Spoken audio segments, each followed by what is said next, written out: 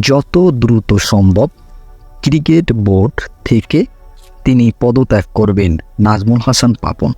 প্রায় এক যুগ ধরে বাংলাদেশ ক্রিকেট বোর্ডের সভাপতি নাজমুল হাসান পাপন ক্রিকেটের সুখ দুঃখের সবসময় পাশে দেখা গেছে তাকে।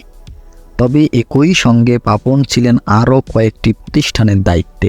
রাজনীতির মাঠেও পরিচিত মুখ তিনি। দ্বাদশ জাতীয় সংসদ নির্বাচনে সংসদ সদস্য নির্বাচিত হন তিনি। আওয়ামী লীগ সরকারের পঞ্চম মেয়াদে মন্ত্রী হয়েছেন পাপন। এখন কি তিনি বিসিবি সভাপতির দায়িত্বে থাকবেন? এমন প্রশ্ন করা হলে পাপন কি বঙ্গভবনে মন্ত্রীদের শপথ অনুষ্ঠানে এই প্রশ্নের উত্তর দেন তিনি বললেন, আইসিসির এখন কতগুলো নিয়ম আছে, ইচ্ছা করলেই ছেড়ে দেওয়া যায় না। কারণ আইসিসি যে কমিটিগুলোতে আমি আছি, আমি আবার চেয়ারম্যানও আছি, ওই দায়িত্বগুলো ওদের টার্ম শেষ হওয়ার আগে পদত্যাগ করা যাবে না। আমার জানা মতে এই বছরের শেষে এসে